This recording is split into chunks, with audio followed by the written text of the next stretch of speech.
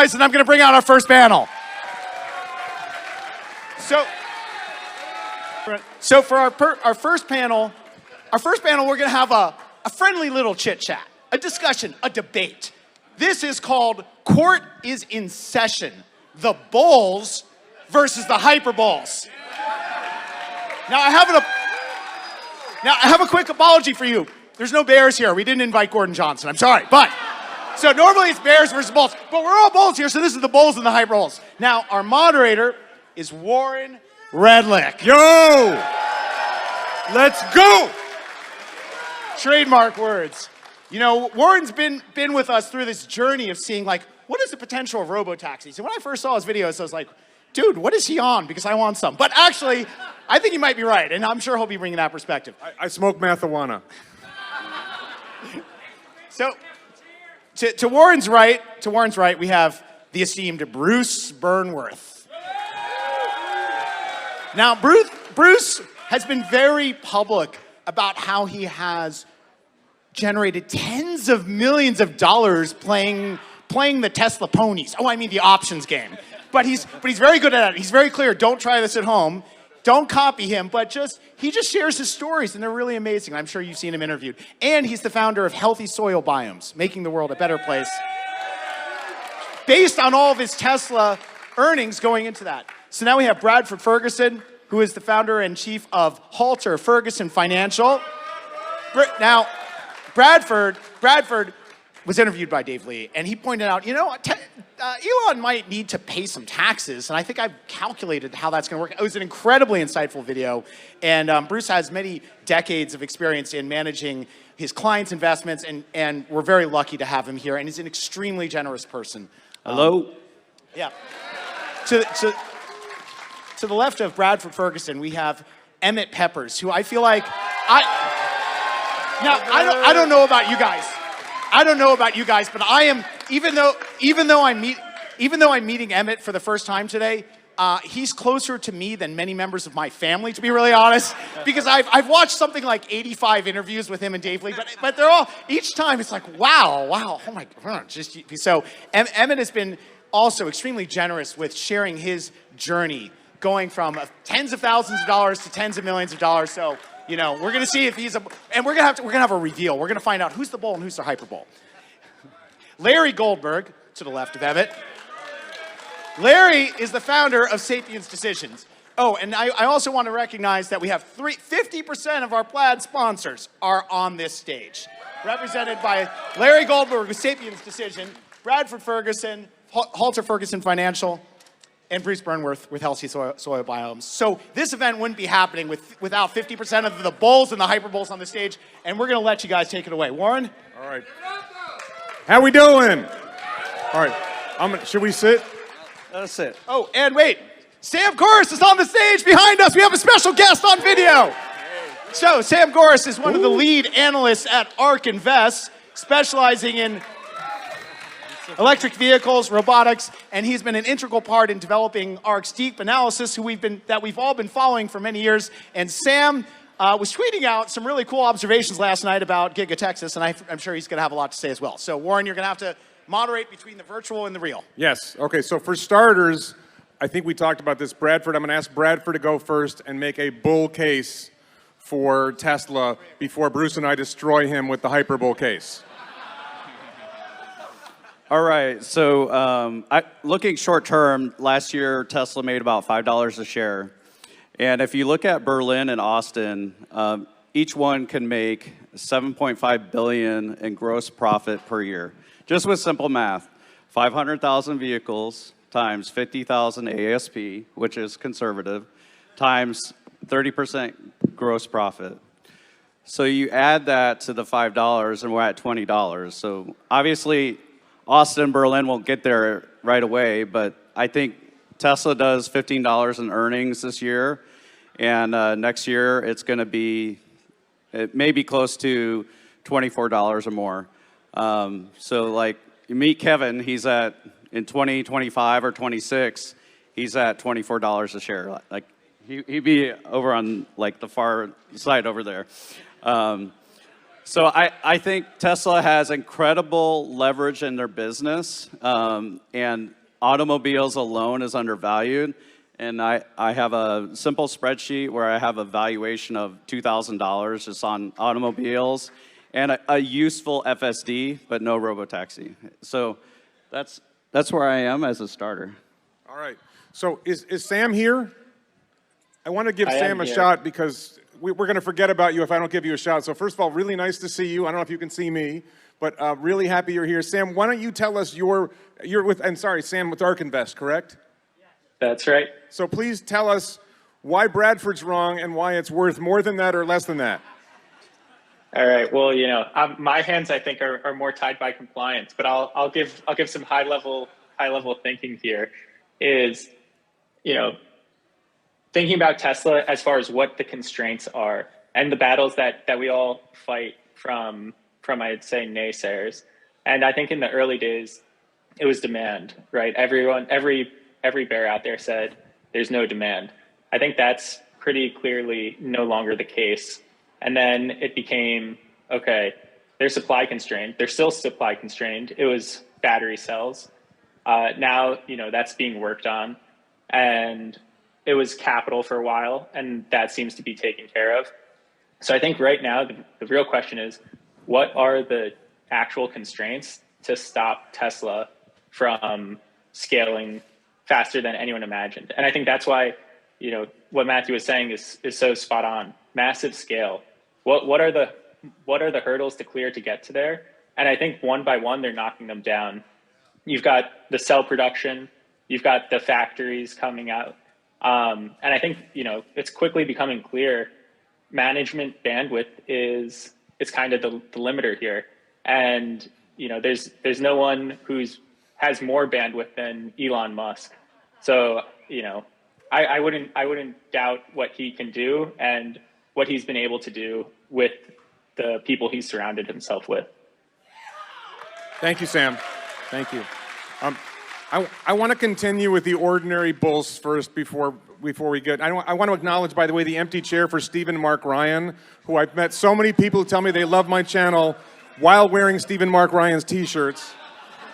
So, Can I make a short comment? Please, go ahead. So Tesla now has teams to build factories in the United States, in China, and Europe. So those people aren't going away. They're, some will move on to things, but many will continue on to the next thing on those continents. Sure, but Emmet, I wanted to give you a chance. We'll continue with. I don't consider Emmet ordinary at anything, but as I love Emmet. But Emmet, please. What is your take on your bull case for Tesla for the next 5-10 years, or however you take it? Yeah, hi. I'm glad to be here. And the thing about I'm just a regular guy. I've been very fortunate. I don't have the spreadsheet quantification metrics that some of these guys do. My partner Matt is brilliant at that, and I let him run with that, and I just go with his, and I look over it with him and such. But I am a bull for sure on Tesla. I'm not as bullish as the people on that side. I remember in 2013 and 2014, it was around a 30 billion market cap company, and I kept thinking, I was a hyperbull then, thinking it should be a 200 billion, 100 billion plus market cap company, with the Model S having potentially incredible demand, supply constrained, and what's to come. And for years, I'm a hyper bull in the future, but right now it's $1 trillion market cap company. I mean, you have to soak that in. It's come so far so quickly in terms of market capitalization that for it to become the biggest company in the world, which I do believe it will become, I just don't think it's going to be next year necessarily. I mean, it might be towards the end of the decade, or it might be 5. It depends a lot on full self-driving and when that comes to fruition for the masses. So I just try to pour a little warm, cold water on the hyper bullish takes sometimes, because I remember 2013 and 2019, it just languished. It didn't languish. It just stayed in a $30 to $50 billion market cap, range for 6 years when the business was growing exponentially. So the business is super amazing. It's growing super fast. I'm hyper bullish on the business, but I think people forget the stock and the business are two separate things. You can't trade a business, you can trade a stock, or you can invest in a stock, but the stock takes a while to catch up to the business. Then it over catches up, maybe it has already, but then the business might outgrow what the stock is doing. It might take a while for the stock to then catch up to the business. So I don't know how long we're kind of stuck in this 1 trillion market cap range that we're kind of in. That's my point. It could be years, you know. So that's the bull I am. I think in the future, 5, 10 trillion market cap is almost a sure thing by the end of the decade. But I just don't know if it's going to happen the next 1 or 2 years like some folks think. All right, so thank you. That was my bear case. Would you please give the microphone to Larry? Larry, what's your take on all this? Well, if you think Emmet's a bear, then I'm lost to you. Look, at my age, you start by weighing the risks. And the risks in Tesla are clear. For those who don't see them and don't shoot the messenger, we have key man risk, we have political risk, and in political risk, I separate the political risk we have in the Western countries from the China political risk. And in China, we have 2 risks, really. We have the political risk, the international political risk that everybody's aware of, but we also have the risk of massive investment by the state of China, and they have a small amount of money in their back pocket. And they're investing very, very, very heavily in electrification, and they're serious about it. They're not the government of the United States, who can talk forever and do nothing and spend a lot of money doing that. They're China, and they spend money with a focus. And I don't know if you all realize, but there's a Chinese car company that today is 100% electrified. It's a long-standing company. It's a traditional company. So there's China risk. And then, you know, there's clear technology risk. Yeah, I'm all in on FSD. I love FSD. In fact, I hired a Truro locally that didn't have FSD, and I thought, this is crap. You can't drive without FSD after you've driven with FSD. But it's going to take a while, and it's going to take longer than we think. It's going to take longer than Elon thinks anyway. Everything takes longer than Elon thinks anyway. But so you have to weigh those risks, and my good friend Emmet, who's the only sensible guy no, Brad is also the sensible. My good friend Emmet has pointed out, it's going to be a while, and you need to be ready for the while at the $1 trillion mark. It's going to get way higher. We've got to get over these risks. And then finally, the top risk of all right now is the macro risk. I'm old enough to have been through 5 recessions. They are really, really tough. So, just a little bit of realism. Okay, thank you. So now, wait, I'm not even sure you're a bull, but hold on. I want to now give Bruce a chance. Bruce Burnworth. I love Bruce. I interviewed Bruce on my channel, and I think he might actually be a bigger bull than me, but let's hear what he has to say. I'm going to drop some bombs after Bruce goes, but Bruce, what do you think? So one of the things I looked at, actually, 2017, I read an article by Tony Seba. Many of you have probably heard about him. He basically said that EVs and full self-driving were the future, and that the future would be coming faster than most people thought it would. And I read that, and I said, absolutely. You know, EVs are going to change the world. Full self-driving is going to change the world. It's not going to be anything like it is now. And at that point in time, I projected that was 2017. I projected in 2027, it would be hard to buy a full self-drive, to buy an ICE car. It just, they'd still be out there, but it would be hard to find one to buy because nobody else wants to buy them.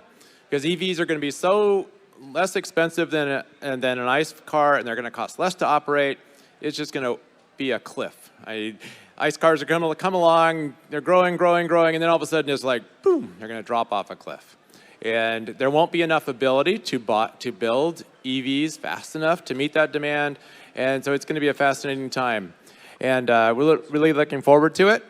one of the things I look at, and one of my focuses, is looking at the people that work at Tesla, and starting with Elon, and then all the other people that are below Elon, are working with Elon. They're all incredible people, and they're all driven by love for the world. And that I look at as a superpower, where they will be able to do things, and they have done things that everybody thought was impossible, and yet they've been able to do it.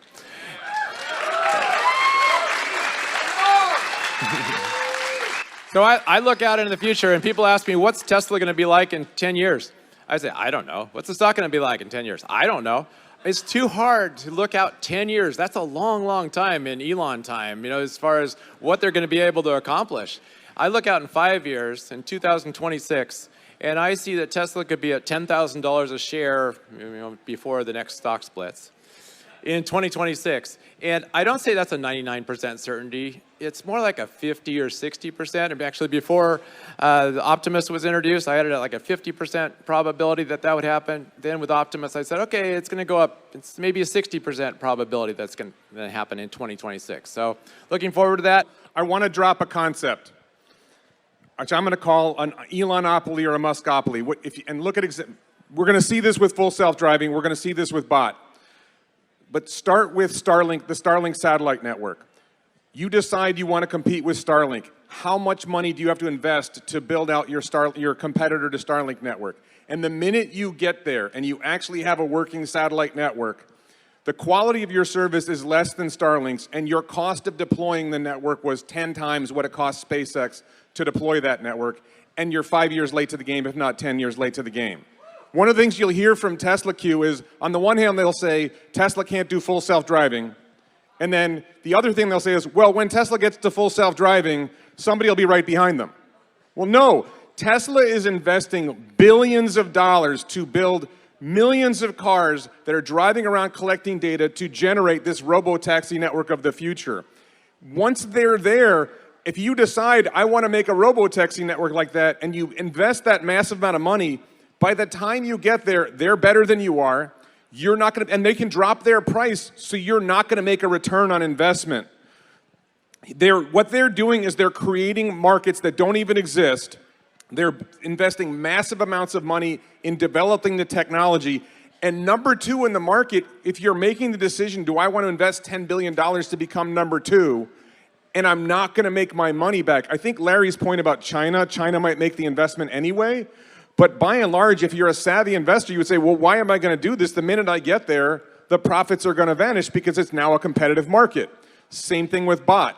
So looking out to 2030, I went out 10 years starting in 2020. Looking out to 2030, imagine a robo-taxi network of just the Tesla-owned vehicles. Forget about those of us who have FSD and we're going to put our vehicles in the fleet. 10 million vehicles earning, I could go in depth in this, but earning about $100,000 a year in revenue, which turns out to be about $60,000 in gross profit per vehicle, times 10 million vehicles. Do the math. Okay, that's a ridiculous, I think it's $600 billion in gross profit right there. Okay, so all the other stuff kind of vanishes. You can look at energy, you can look at selling cars, and they all generate revenue and they all generate profit. But the insane valuation of robotaxi blows your mind, and that's with only 10 million robotaxis. If each robotaxi replaces 5 cars, and there's 2 billion cars on the planet, there's a lot of room to build more robotaxis than 10 million. And with $600 billion in gross profit, make it $400 billion in net profit, give it a multiple of price earnings multiple of 30, and you end up with insane valuations. And then you say, what if there was 20 million robotaxis? What if there were 50 million robotaxis? What if there's 100 million?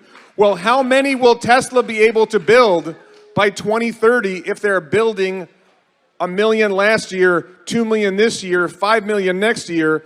Once they're about 20 million vehicles a year, you're going to easily get to a $20, $50 million robotaxi network.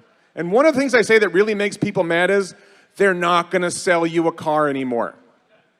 They're just going to build robotaxis. They'll sell it to you. You want to pay $250,000 for a robotaxi? They'll sell it to you. So that's where you get to these. And then you get all of this, and I can get you to a $100 trillion valuation, $100,000 a share, just with robotaxi and a little bit of the other stuff like energy. And then you drop bot in.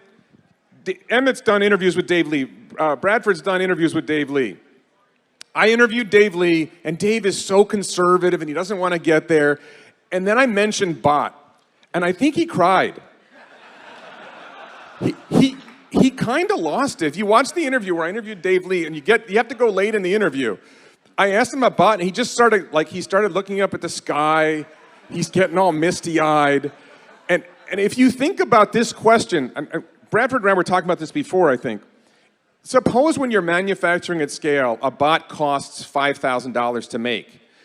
And it does, the way I'd say it, let's start with a $10 an hour job and it works 2 shifts. That's $40,000 a year plus the cost of insurance and taxes that you have to pay on that. It replaces 1 employee on 2 shifts. It's doing $40,000 a year, $50,000 a year with a value to the employer for 10 years. That's $400,000 or $500,000. It only costs $5,000 to build. Now, and then 2 years later, they've trained it to do $20 an hour work. Then they've trained it to do $50 an hour work. And then you get to this question, how big is the market for bot? And we have no idea. I would ask you this question, though. How many of the people in this room would buy a bot? Raise your hands. Would you buy a bot for $50,000?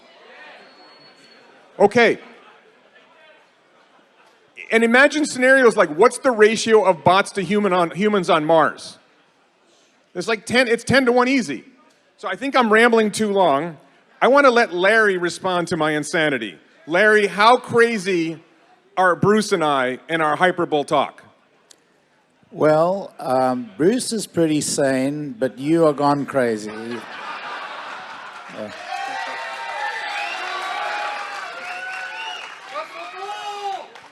Yeah, I think we'd have to go to the moon to get to those crazy numbers, because the truth of the matter is there will be competition.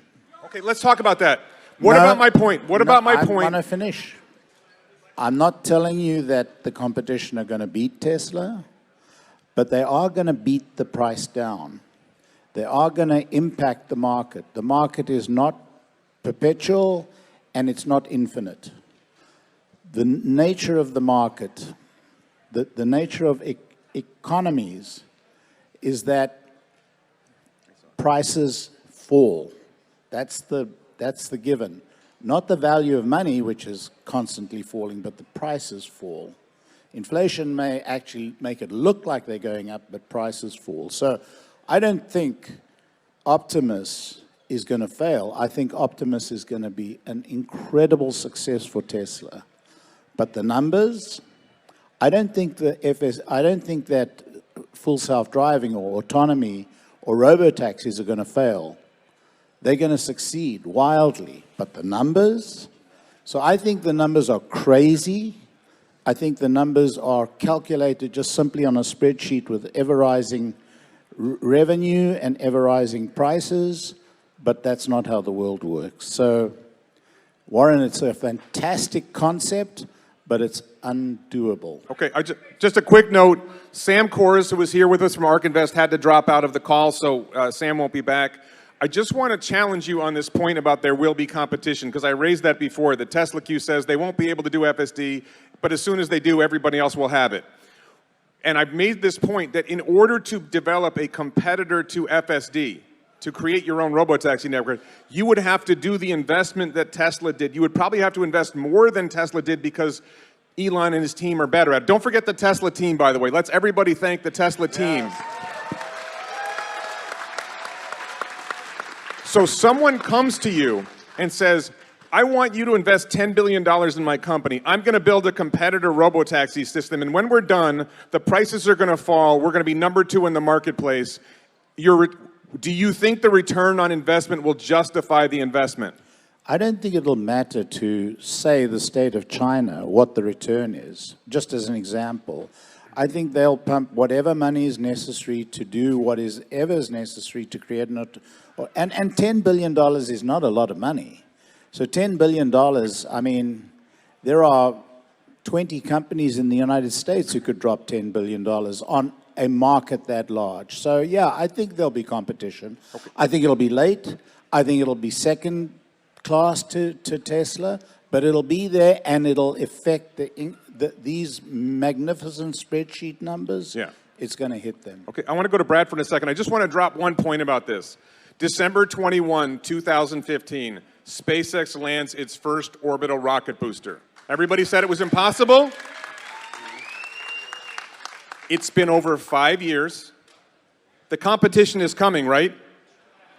No one has even tried to land an orbital rocket booster yet 5 years later. SpaceX has 2/3 or 3/4 of the global market for launch. Where's the competition? The competition is comical. Bradford, why am I wrong? Well, I'm going to not say you're wrong, but I think it ultimately doesn't matter because as investors, and here's why, is like right now Tesla's automobile business is being undervalued. It's not appreciated by Wall Street. A lot of us in the room, like many of you out there, know more about Tesla as a business than these Wall Street analysts. Yep. And yeah. So you've all played a part in my journey as a Tesla investor. You pointed me to the right people to listen to, and you've all helped me there. So like automobiles being undervalued, and while it's being undervalued, they're going to have a battery business that's going to make them some profit. I calculate that Tesla may have 40 gigawatts of extra battery this year at the end of the year, based on what Elon and Drew have said, but they did 3 last year in stationary storage. So I'm curious what they're going to do with all those batteries. Maybe they come online next year, but it doesn't matter. So like, then batteries are going to be undervalued by Wall Street. Are you talking about Megapack? Megapack and Powerwall, yeah. And then let's say they solve autonomy, then that's going to be undervalued for many years. And while we're watching it and evaluating and kind of knowing how much they make off of Megapack Powerwall, how much they make off autonomy, then we get to make a decision as investors what they're going to make on Tesla robot. So like, I think it gives us a long-term opportunity and it gives us good discussion, but like ultimately, if you're a long-term investor, it may not matter. All right, Emmet, what are your thoughts on this? Yeah, as you guys all talk, I think we all agree in a lot of ways. I think we all agree in a sense on being hyper bullish on the business itself. Like, I am in total agreement with the bot being revolutionary, full self-driving for tens of millions of cars, you know, doing incredible things. There's a difference in the, I think maybe I'm bullish on the stock and not hyper bullish on the stock, but I'm hyper bullish on the business. And I think there's a difference. You know, people, you know, when we talk about the stock price, a lot of people are invested here, some amount of shares, and, you know, you look at it every day and you think, oh, it just dropped 40% from its highs. What's going to happen? It takes years to maybe get back to the highs and you get disappointed. So I guess I'm here to just try to draw a differentiation between the business and the stock. The stock and the business are not the same thing. I'm bullish on the stock. I'm not hyper bullish on the stock. I'm very hyper bullish on the business itself. And I think if you're a long-term investor, like Brad just said, it doesn't matter because in 10 or 15 years, it's going to end up where it's going to end up. And at some point, Tesla will print so much cash that even if investors aren't giving it a good PE valuation, they'll just give back money through a dividend or buy back shares, and they'll buoy the stock or give you back money that way, just like Apple stock pays back a dividend now. So I'm just trying to draw a distinction between the stock and the business. Okay, so Bruce, I want you to take the banner of the Hyperbull and crush them. So I understand and I agree with that thing that, you know, stock doesn't move the same way as the business. But I look back in 2017 when I first really got into this, and at that point in time in 2000, which was only 5 years ago, there was no talk about EVs being the future and EVs being the solution. There was a few fringe people that were talking about EVs, but very, very few people. And now you look at the world, everybody realizes that EVs are the future and that EVs are there's disagreement as to how fast EVs are going to come. I'm not sure everyone yet. Maybe everyone in our circle, but you know, if I talk to my neighbors or other people, they don't all necessarily think that. But there's a lot more talk about EVs than there was 5 years ago. A lot more talk. And even the other, you know, the ICE vehicle companies are saying, hey, we need to build EVs. So it's going on, and it's a big change from what it was just 5 years ago. I look out 5 years from now, And 5 years from now, things are going to be totally different than they are now. And just perceptions. And perceptions is what drives the stock price. And I see that in 5 years, the ICE vehicles are going to be dead. And people are going to look around, where can I invest? It's going to be Tesla. They're going to see what Tesla's accomplished and that EVs are the future. And people are going to buy Tesla. And that is going to drive prices of Tesla up to the moon and beyond. We're going to go to the moon, and we're going to Mars. I just want to address a couple points that I think Larry and Emmet were talking about. First of all, key man risk. I agree that key man risk is big. In other words, the what if something happens to Elon risk. I think it's real, and I think that in the short term, Wall Street would react badly to something. Keep in mind, whenever Elon does something, they say, oh, Elon's bad for the company. Right? Oh, Elon did this, it's terrible for the company. But if something happened to Elon, oh, that would be bad for the company. Well, make up your mind. But the problem with the key man risk issue is it undervalues the Tesla team. I have been fortunate to meet some key players on the Tesla team. I've met like ordinary engineers on the floor of Giga Texas and at Fremont, at SpaceX engineers at Starbase. It is stunning, the talent, the effort, the passion. You don't see that at many other companies, if any at all. And if you listen to those earnings calls and you don't think that Zach and Drew get it, those are the other two key people on Tesla's website. If you don't think they get it, if you don't think the team gets it. Now, Elon's an accelerator. I think Tesla's going to $100,000 a share by 2030. Without Elon, sure, it only goes to $50,000 a share. So that key man risk is there.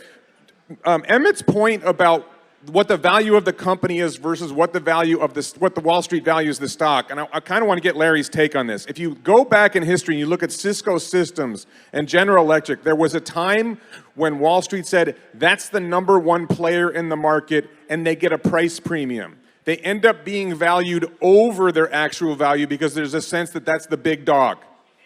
So there's a possibility. I'm not saying it's going to happen, and people ask me, Warren, at what price would you sell Tesla stock? I'm like, I'll sell Tesla stock when the stock price is more than the company is worth. And actually, one of the things Emmet said that really got me. Tesla is already the most valuable company in the world. Wall Street hasn't caught up. Tesla is already a $5,000 stock, a $5 trillion company. Wall Street doesn't get it. Okay? But when that moment happens, if I want to hear Larry's take on this, if the market all of a sudden perceives Tesla's the big dog, they can overshoot. And when I get to the point where I think, okay, Tesla's now really $20,000 a stock, the market overshooting could take it to $30,000 or $40,000 a share. Does that make any sense to you, Larry? You know, we can agree 100% on this. There's no doubt in my mind that Tesla is dramatically undervalued. Listen, I was an early investor in Amazon, very early investor in Amazon, and people don't realize how long it took for Amazon stock to rise. I mean, I became an old man during that time. He's only 40. Plus. So, yes, and that's really the source of my concern. People who lived through the 2013 to 2018 time period with Tesla stock can understand that this stock can meander at the $1,000 mark for a while. But, I mean, when it does take off, hold on to your britches. It's going to be unbelievable. So, yeah. Do you think Wall Street could overshoot its actual value? Yes. Emmet, do you have any thoughts on that? No, I think it's a very realistic scenario that could happen and play out. I'm just not putting all my cards into options on that. Okay. Bradford, well, and the options, the problem with options is I'm long-term. Bruce and I are long-term. We're looking 2026, 2030. If you're looking for 2024, talk to them. I mean, I have my opinions about it, but I think Bruce does some options sometimes. He does 2-year options. That's what I'm talking about just right to now. clarify, what I do is long-term options in order to exercise into the stock. So it's for long-term holding. It's not for trading of options. Okay. So I just want to give Bradford a chance to talk about It was mentioned, I think Matthew mentioned something about it when we were coming on the stage, the issue of unrealized, tax on unrealized gains. Bradford? Yeah, so the White House in March proposed that households above 100 million pay a minimum tax of 20% on unrealized gains. So obviously this would hit Elon. And so unless Elon does something clever, it may force Elon to sell at least 20% of his shares in 2023. So what we saw last year was Elon being forced to sell 5%. And people didn't like that news, and I thought the stock would go down. And there's no magical amount of people that have like $12 billion to buy Elon's stock last year. The stock price went down. There's no magical block trades, you know. So there's a risk there. There's one thing that Elon could do, which he might do. He could donate a substantial portion of his shares to the Musk Foundation. So if he did that, he wouldn't be forced to sell that portion of shares. I think that's a risk that's coming up, and I'll be talking about that on my website, and I'll probably do a video with some of the YouTubers. I just want to make a key point. Remember, he said households with $100 million or more. Now, if Bruce and I are correct, half this room is going to have $100 million or more in net worth, and we're all going to be paying that tax. So I think we don't like that tax idea. I think we timed this perfectly. We just got down to zero. Yeah. Love you guys, and All right, thank you. thanks for coming out. This is a Thanks very much, Just- guys. just real quick. Appreciate it. I mentioned the Tesla team before. I just wanted to mention, I mentioned the Tesla team. I just want to say a thank you to the beta testers. I'm now a beta tester, but there are people like Raphael Santoni and Chuck Cook and Kim Paquette and many more. I'm not going to get all the names who have Dirty Tesla. There's a bunch of people who have been driving FSD beta from the very beginning when it was nowhere near as good as it is now, and they loved it. I don't think it was a big sacrifice for them, but they put a lot of their time into this. Omar, K10, they put a lot of their time into driving FSD beta and getting it to where it is now, and I think they're unsung heroes of FSD and Robotaxi. Yeah. One last quick thing. Earlier today, it was my first time experiencing full self-driving beta as a passenger when you probably should be the most nervous. I was in Dave Lee's car driving around, and I was very impressed. Like, there was a few minor awkward moments, but you know, he learned to trust it, and it worked flawlessly, and it just doesn't react necessarily exactly as a human might, but it seemed to work very well, at least here in California, in Austin, but I was very impressed. I mean, I could see how some people would be very nervous because it's like your 14-year-old kid driving, you're like, oh, let me take out, no, don't do that, but it worked its way out of almost every situation, I think every situation in like a half hour, an hour of driving, it was really, really good. Yeah. When I got to do it down here, I normally live in Indianapolis, and what I notice is the car's just more confident than I am because I've never seen these roads. I don't know exactly how I would drive these roads, and the car is obviously very cautious in a lot of instances, but it's very confident and surprised me that way. I have a question. Can you put your hands up if you're FSD beta? Wow. That's fantastic. That was like half the audience for anyone who didn't see. Half of a couple thousand people. Actually, if we're talking about FSD beta, just really briefly, I want to put a thought in your heads. People talk about interventions, and I think there's two rough kind of interventions. The important kind of intervention is when you intervene because it's doing something that's dangerous. And there's lots of other interventions. So I drive fast, and I get annoyed that it drives so slow and it doesn't make the light, so I intervene. Or there's a lot of interventions that are, I just don't like what it's doing. So there's a couple thoughts. One, when you're thinking about interventions, is it a dangerous intervention or is it just I don't like that intervention, like a navigation intervention, where it might take you out of the way, but no one's going to get hurt? Hey, Warren, how is it I knew you were a fast driver? So I have periods where I go slow. When I drive a gas car, I drive slow, just to be clear, when I used to drive a gas car. So the other thought is when you're looking at FSD beta and you're thinking, oh, I don't like the way it drives. My brother drove me here today. And I love my brother, but sometimes he annoys me. When you're sitting in the passenger seat with another human driver, do you get the intervention urge? Yes. Compare FSD beta, your intervention urges with FSD beta, to your intervention urge when your 17-year-old is driving the car, or when your wife is driving the car, or when some... it doesn't have to be, and keep in mind, the goal isn't to be better than Rafael Santino Teslatino. The goal isn't to be better immediately, to be better than Chuck Cook. The goal is to be better than the average driver. And the average driver, if you drive around the roads, isn't really that good. So that's just a thought to think about. All right, I think they want to put on some music. All right. They got this red light, so. Okay, I think we're done. Thank you very much.